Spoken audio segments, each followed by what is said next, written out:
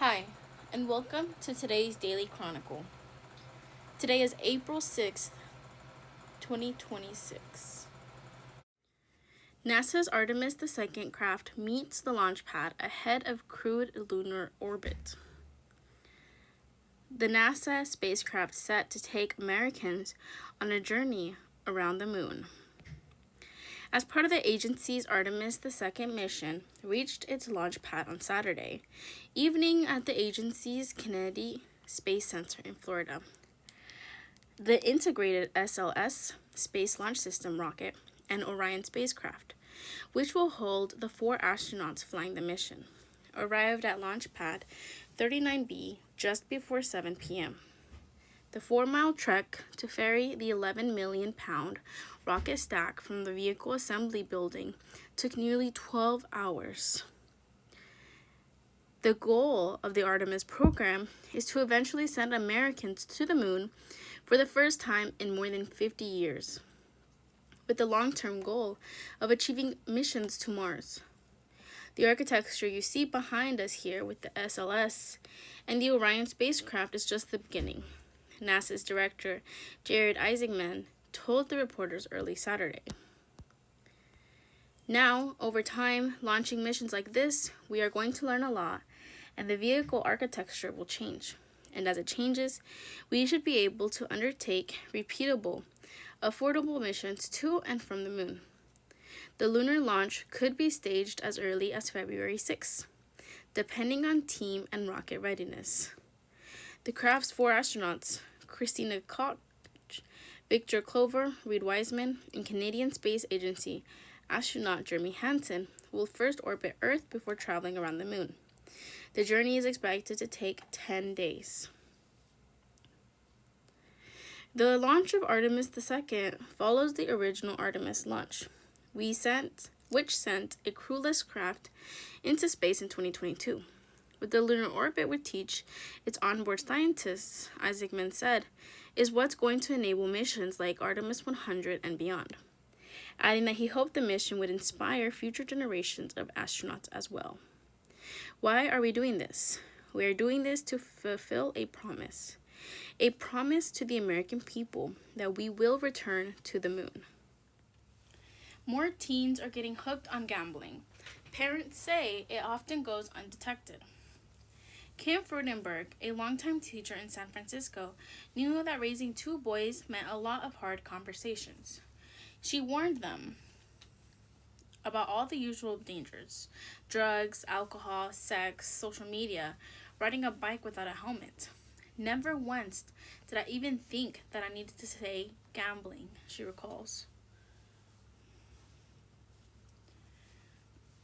One day, when her oldest son, 11, he was watching someone play video games on livestream and clicked on a link in the comments. It took him to an offshore online casino. There he got sucked in to blackjack, poker, roulette. He could use items from the video game as money. Soon he got hooked, but the signs of his addiction were hard to spot. It's not like he was holed up in his room 24/7. Freudenberg says he ran track, he played soccer, he was a great student until he dropped out of college at age 19. That's when his mom found out that he had been gambling for nearly half of his life. He'd sold things from around the house to keep up with his debts, borrowed money from friends, and then eventually started stealing money from his parents. It's a problem that educators, researchers, and parents like Freudenberg say is affecting a growing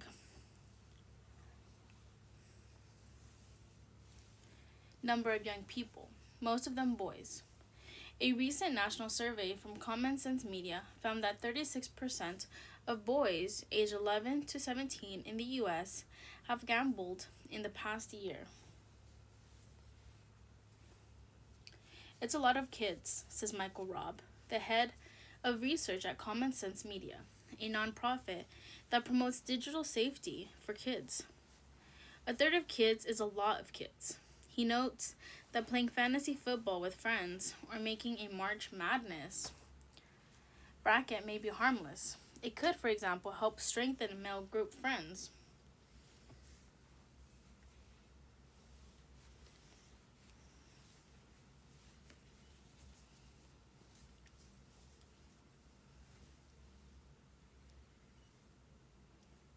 But for a small subset of boys, Rob adds, things can get out of control.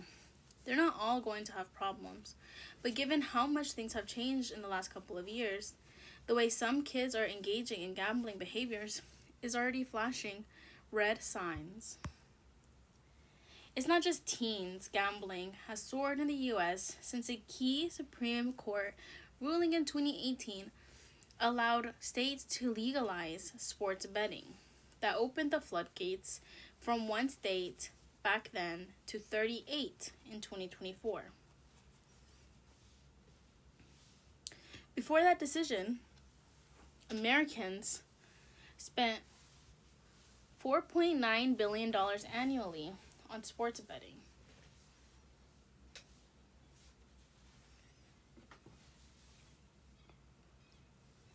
By 2023, that figure had ballooned to $121 billion, according to the Journal of the American Medical Association. And those were just the legal bets. No one under 18 can gamble legally. But experts say the opportunities are everywhere. If I wanted to bet on the Washington Nationals, said Matt Missar, an addiction counselor in Pittsburgh, 20 years ago as a teenager, I'll go find a bookie and place a bet. Nowadays, I can bet on every single pitch of a game. Much of the explosion in legalized gambling is happening on cell phones, Missar notes. It is incredibly easy. He specializes in gambling and video game addiction, and says the number of young adults he sees come through his practice has ticked higher in recent years. It's not just the problem arose when they're 18, he says. It started when they were 13 or 14. And slowly over those years, it became more of a problem. Freudenberg wishes she had seen the warning signs, but often says she says online gambling can look the same as texting a friend or watching a video. She thinks removing the guardrails has created a slippery slope for kids. If my kid had to get in a car, drive to a bank, take out money, drive to a casino, go into the casino, show an ID to the door, he probably wouldn't be a gambling addict. After a few attempts at rehab, she says her son is back at college and doing well. Freudenberg started a support group for parents of teen gamblers, and their numbers are growing. She fears that all over the country, there are a lot more parents just like her. The tsunami is on the horizon, she says, and it's going to be really, really bad. How a SCOTUS decision on birthright citizenship could impact education access. Any child born on U.S. soil has right to citizenship. It was established by the 14th Amendment in 1868 and affirmed by the U.S. Supreme Court 128 years ago. On Wednesday, the High Court is set to hear oral arguments in a case that could narrow or even end birthright citizenship in Trump versus Barbara. The Trump administration has argued the privilege has been too freely applied to children of non-citizens. Hundreds of thousands of people are pouring into our country under birthright citizenship. And it wasn't meant for that reason, President Trump said last year. If this constitutionally protected right is struck down by the court, it would apply to children born on or after February 20th, 2025. By the nonpartisan migration policy Institute and Penn State that could result in about 255,000 U.S. born children beginning life without U.S. citizenship every year. By 2045, that could add up to 4.8 million children. Birthright citizenship is a fundamental for well-being, child well-being, says Wendy Cervantes of the Center for Law and Social Policy, a nonpartisan organization focused on helping people with low incomes. It has helped ensure that all children in the U.S. can start off life with some sort of equal footing and opportunity. Much of that equal footing comes courtesy of the country's K-12 public schools. While schools are a place for children to learn, they're also a central access point for a range of services, free meals, mental health support, services for students with disabilities, and much more. Without the right to citizenship, access to those services could be complicated for many children, as could access to college. Here's what to know about how a Supreme Court ruling to end a narrow birthright citizenship could change the education landscape. Public schools can't turn students away because of their immigration status. All children, regardless of immigration status, have the right to a free K-12 public education in the United States. That right was affirmed in the landmark 1982 Supreme Court ruling, Plyer v. Doe. The case centered on whether Texas could prohibit the use of state funding to educate children who were living in the U.S. unlawfully. Also in question was whether a public school district could charge foreign-born students tuition to enroll. Immigrant students sued and prevailed. In Plyer, Cervantes says it was recognized by the justices that denying a K-12 education to children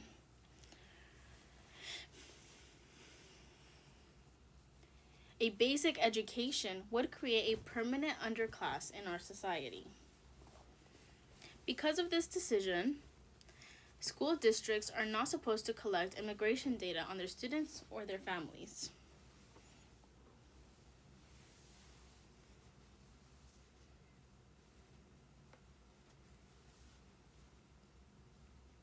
But immigrant advocates worry that Plyer has become a political target.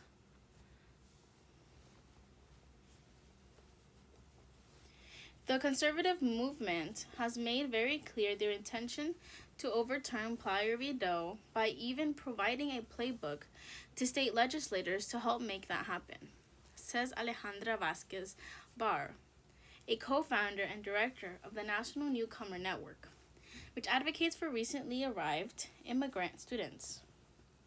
The Heritage Foundation, the conservative think tank behind Project 2025, which has shaped much of the Trump administration's agenda, recently called for states to restrict public education for undocumented students and has recommended that states directly challenge the Plyer decision, arguing that it cost states hundreds of millions of dollars in education spending in 2023 alone. States have a convincing interest in preserving limited taxpayer dollars by prioritizing U.S. citizens and lawful immigrants, wrote Laura Rees of Heritage. Tennessee lawmakers are among those taking action. There are currently bills moving through the state legislature that propose tracking K-12's legal status and allowing public schools to refuse to enroll undocumented students.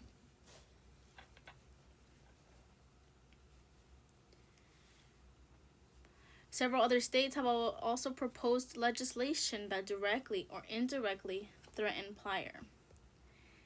If any of these proposals turn into laws, they could invite legal challenges.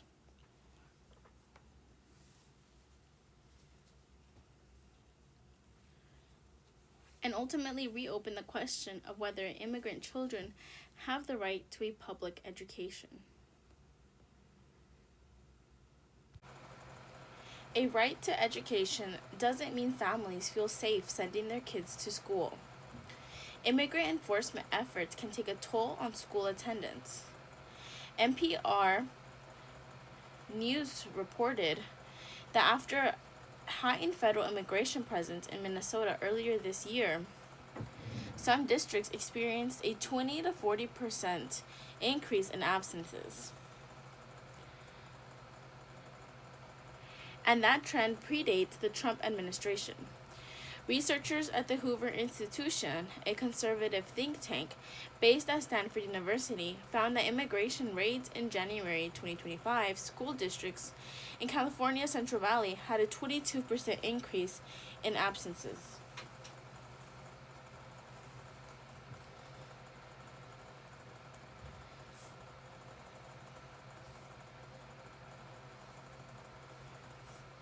Vasquez Barr says these findings show immigrant children's constitutional right to attend K-12 public schools is already under threat. The law is still the law.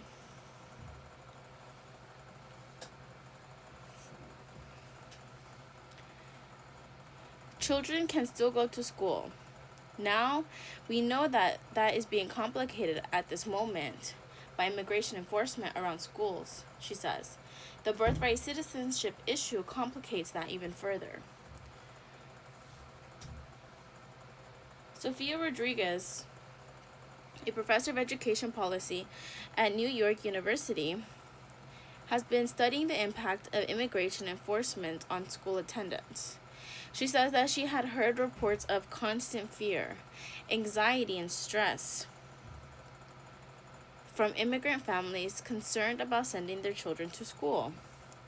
And when you add this to potential end to birthright citizenship, you create a larger number of communities who are already living in fear and anxiety, she says.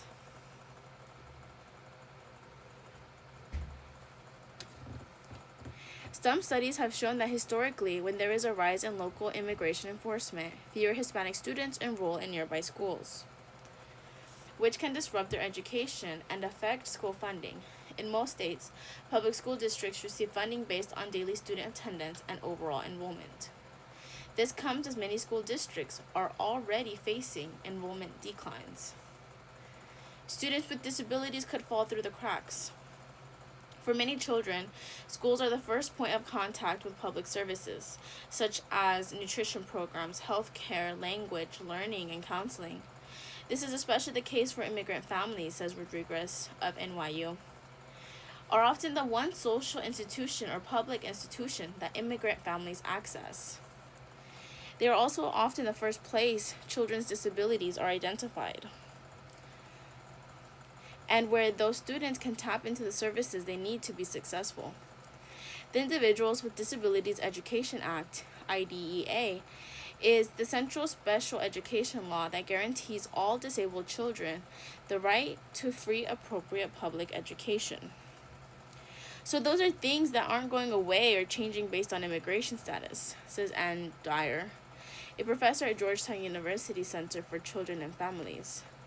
But if a community is experiencing immigration enforcement or fear of enforcement at such a level that parents don't even feel comfortable bringing their own children to school, then those children are automatically not going to be able to access those very supports that schools provide.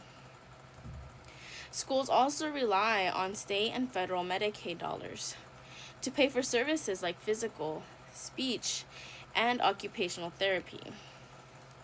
The program covers about half of all students with special education plans, according to an analysis by KFF, a nonpartisan health policy research organization.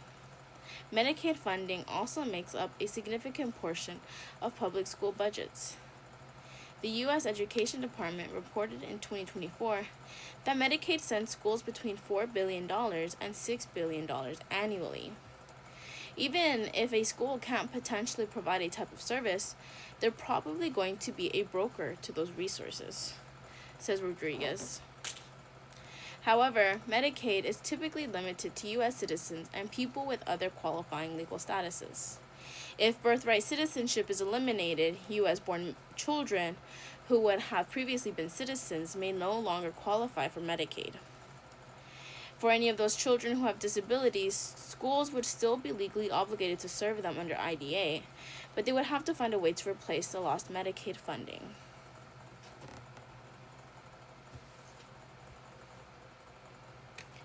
That would create potential huge costs for shifts to districts, says Dyer. And we know all school districts are already incredibly strapped.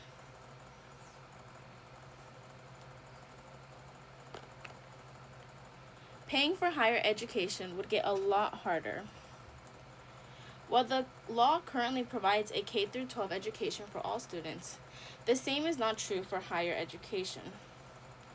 Students without legal status can still enroll in college, but they don't have access to federal financial aid, such as federal student loans and the Pell Grant, which helps low-income students and is currently facing a funding shortfall. And because of their status, undocumented students can also more likely to come from impoverished backgrounds, says Caitlin Patler, a professor of public policy at UC Berkeley. Those two things together make affording higher education almost impossible for children who are undocumented. In some states, including Georgia and Alabama, undocumented students are not allowed to attend certain public colleges. Other states charge them out-of-state tuition.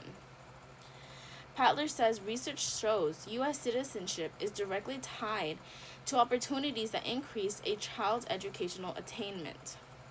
And therefore, much later on, as you follow through children throughout their lives, educational attainment is directly correlated with stronger economic contributions. She worries about a future in which birthright citizenship is narrowed or eliminated. This would have a cascading ripple effect, potentially through multiple generations, of forcing this large and growing up group of millions of children into a caste-like status. A caste-like status, she says, in which their opportunities would be dictated not by their potential, but by their immigration status. The small regulation of smooth muscle contraction by small GTP ACEs. Next to changes in cytosolic members of the Rho subfamily of small GTP ACEs, in particular Rho and its effector Rho kinase, also known as ROC or ROC, emerged as key regulators of smooth muscle function in health and disease. In this review, we will focus on the regulation of the contractile machinery by Rho-ROC signaling and its interaction with PKC and cyclic nucleotide signaling. We will briefly discuss the emerging evidence that remodeling of cortical actin is necessary for contraction. The small GTPases of the Rho family of monomeric GTPases, Rho and RAC, and CDC42 emerged as a master regulators of actin, cytoskeleton, remodeling, and actomyosin-based contractility of smooth and non-muscle cells. Smooth muscle cells are major constituents of the walls of blood vessels and visceral organs, with the exception of the heart, and are responsible for dynamic changes in the diameter and volume of these hollow organs.